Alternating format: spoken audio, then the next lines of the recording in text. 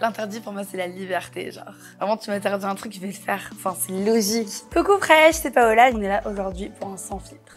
Tu serais prêt à quoi pour te faire connaître? Faire partie de l'élite? C'est qui elle? Une parisienne. Elle vient de rentrer à Hugo cette année. Je vais refaire mon challenge personnel.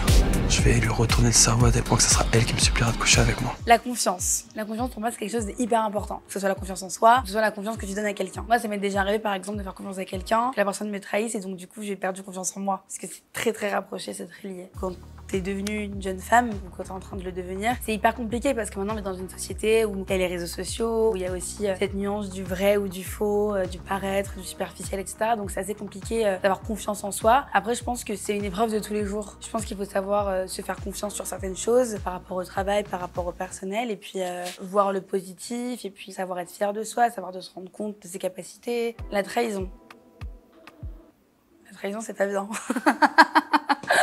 Je pense que tout le monde a déjà vécu une trahison et c'est dur, mais après moi je pars du principe où j'ai beaucoup été trahie, même vis-à-vis de mon métier et tout ça, parce qu'il y a des gens des fois qui sont pas bienveillants. Mais il faut savoir se mettre aussi à la place des autres. Est-ce que moi à sa place, dans ses conditions, etc., est-ce que j'aurais fait la même chose qu'elle? Et des fois tu te dis ah, peut-être que ouais, peut-être que moi aussi j'aurais un peu débordé parce que j'aurais pas pensé aux conséquences, j'aurais pas pensé à comment la personne aurait pu se sentir après. Donc je pense que c'est hyper important de se mettre à la place des autres par rapport à ça, mais si toi t'as le ressenti que la personne t'a vraiment trahi et que t'arrives pas à lui faire confiance, dans ces cas-là faut lâcher parce que je pense que sans confiance, ça sert à rien de continuer. La solitude. Moi, j'ai toujours été habituée à être entourée. J'ai toujours vécu avec ma sœur et ma mère. Donc du coup, chez moi, ça a toujours été hyper animé. J'ai un petit frère, j'ai une grande famille. Dès que j'ai eu 13 ans, j'ai eu une vie hyper active, une vie assez extraordinaire dans le sens où j'ai eu la chance de beaucoup voyager, de rencontrer plein de gens, d'aller à plein d'événements. Et d'un coup, quand je me retrouve seule chez moi, à regarder les murs, je me sens mal parce que j'ai l'impression que je suis pas utile, j'ai l'impression que je sers à rien. Et quand t'es seule, tu penses à ça tout le temps parce que du coup, tu fais que réfléchir.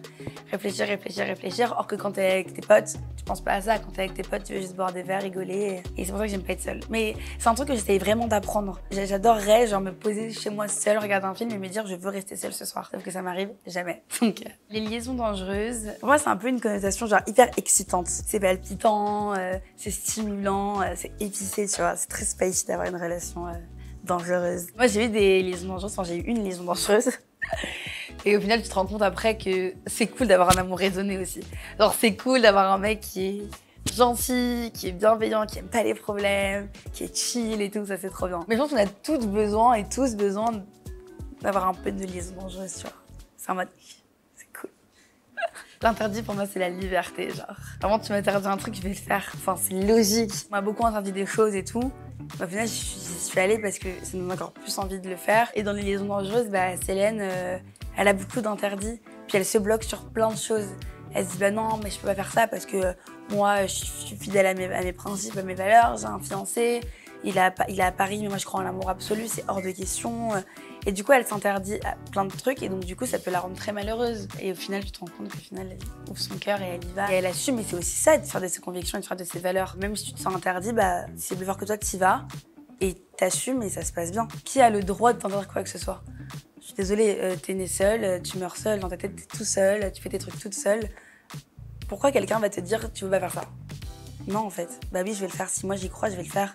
Parce que je pense que dans la vie, il y a personne qui croira plus en toi que toi-même. Et même si ça marchera pas et que tu vas te casser la gueule et que ça va être dur et que ça va être un échec, c'est jamais un échec parce que moi, t'auras essayé, tu regretteras pas et tu vas réussir à te relever et puis ça va marcher plus tard. Parce que dans la vie, il y a tout qui est possible. Tout qui est possible. Vraiment.